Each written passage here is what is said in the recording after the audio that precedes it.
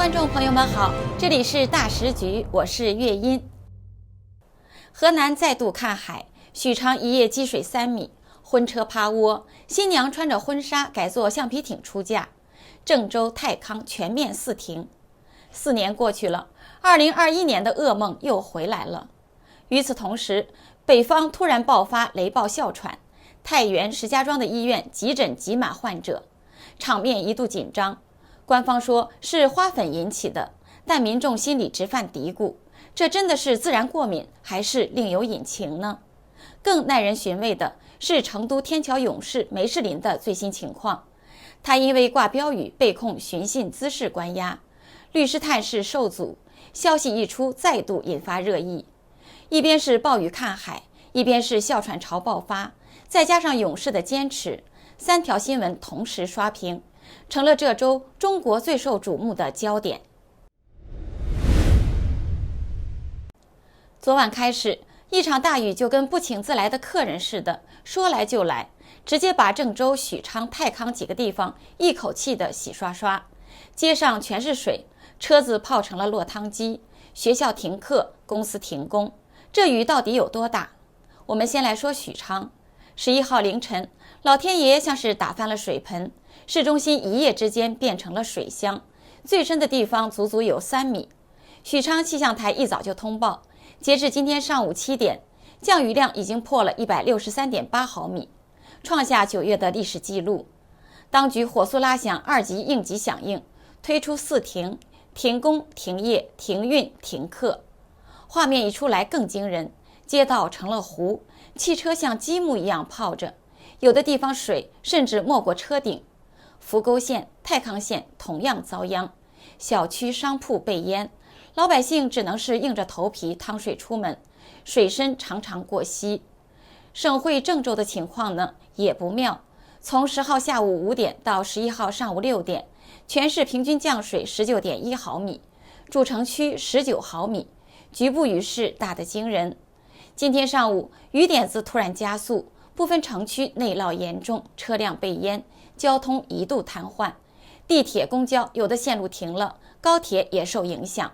郑州气象台发布暴雨黄色预警，提醒未来几个小时还有强降水，还得防雷暴大风。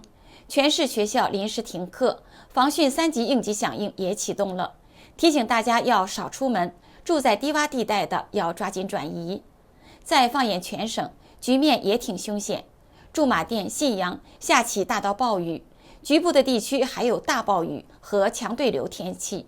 整个的河南47个暴雨、雷暴大风预警同时拉响，其中许昌、太康、扶沟干脆挂上了红色预警。南湾湖景区停航，信阳等地也被波及。面对天灾，河南人最不缺的就是幽默感。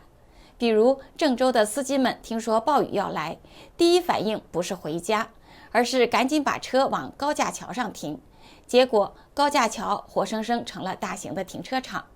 网友笑说，自从经历过720，谁还敢把车停在地下车库呢？许昌的小学生更猛，早上还有孩子结伴去上学呢。视频里一群小朋友排着队趟水前行，水都快到腰了。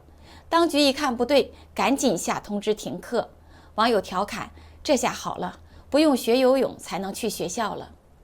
还有更戏剧性的一幕，长葛市一位新娘本来坐婚车出嫁，结果路上遇到2米深的积水，婚车直接就趴窝了。眼看婚礼要黄，救援队刚好路过，新郎是灵机一动，求助橡皮艇。于是新娘穿着婚纱，戴着头纱，优雅登艇。救援人员划桨送行，路边的亲友们纷纷喊：“100年修得同船渡，1000年修得共枕眠。”说到暴雨，河南人心里总是有块阴影。还记得2021年7月20号吗？那天郑州单日降雨量高达617.1毫米，等于一整年的雨。京广隧道几分钟就被洪水淹没，水深一度高达13米。根据官媒的调查，隧道里有247辆汽车被困，但官方只通报6人遇难。同一时间，地铁5号线也被灌水，夺走了许多无法逃出的生命，而官方最后只承认14人遇难。事后，多名郑州官员被处理得相当轻描淡写，市委书记徐立毅、市长侯红被降级，几名副市长撤职或记大过，更多的官员只是党纪处分或诫勉了事。当时还承诺要彻底重建城市排水系统，绝不让悲剧重演。可4年过去了，暴雨又来了，隧道还是照淹，市民还是得狼狈逃命。这句老话又被搬了出来，年年下雨年年淹，难道真的是郑州人的宿命吗？就在河南民众还在忙着抗洪排涝的时候，另一场雷暴带来的隐形灾难悄悄登场。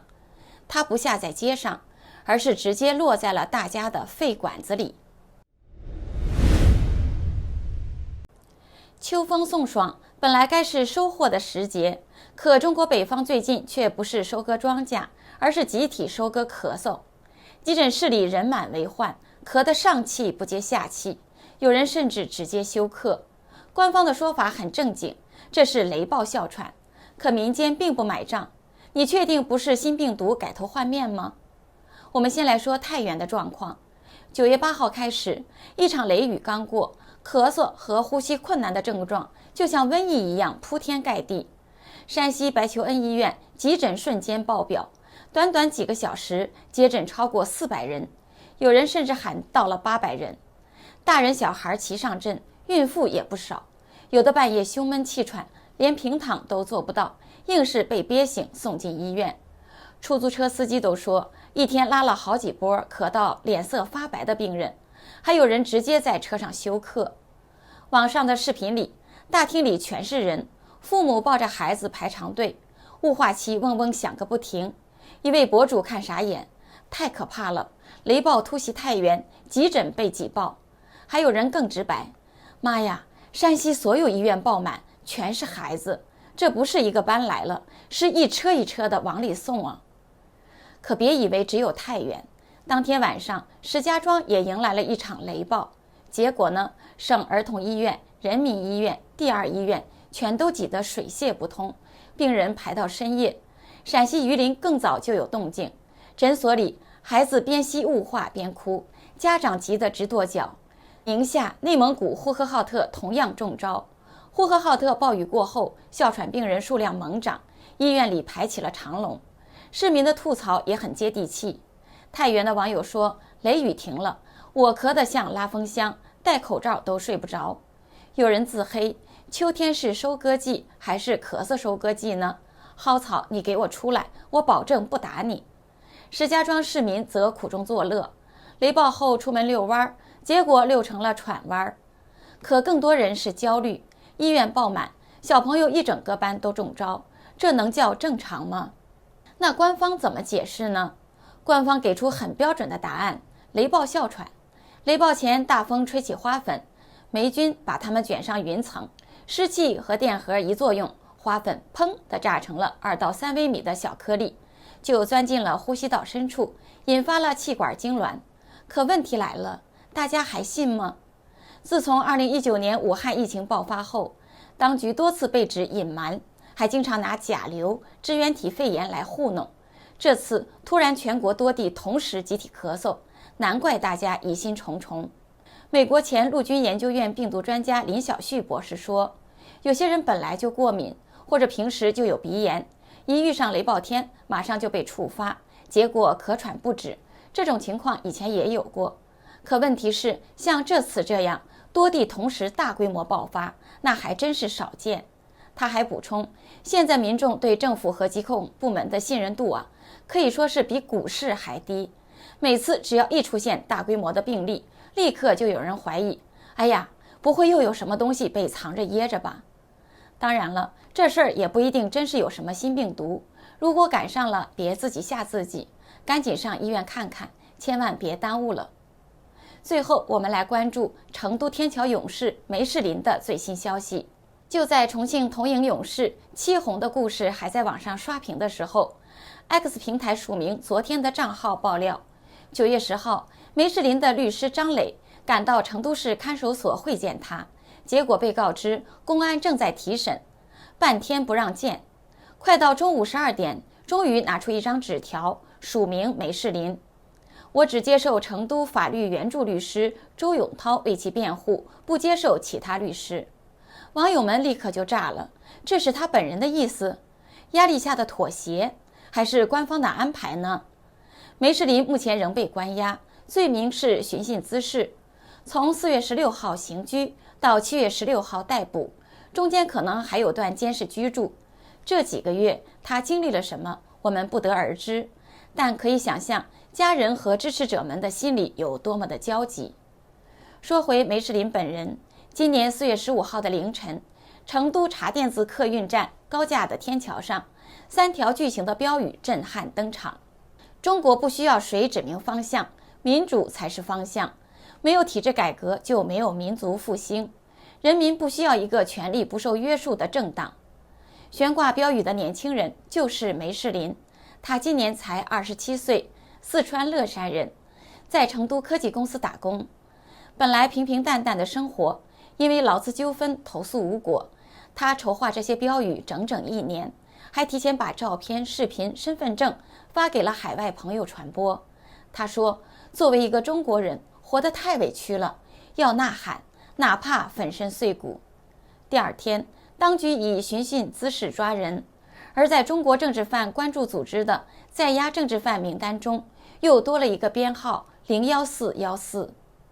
梅世林并不孤单，他的行动延续了2022年彭丽发的4通桥抗议，启发了2025年戚红在93阅兵前的激光投影，犹如接力赛，一棒传一棒。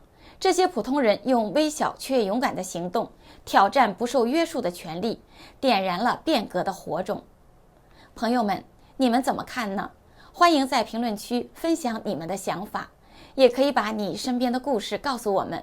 每一份关注都是对勇士们的声援。这里是大时局，感谢您的陪伴与思考，请订阅分享并打开小铃铛，和我们一起在动荡中坚守真相，在黑暗中点燃希望。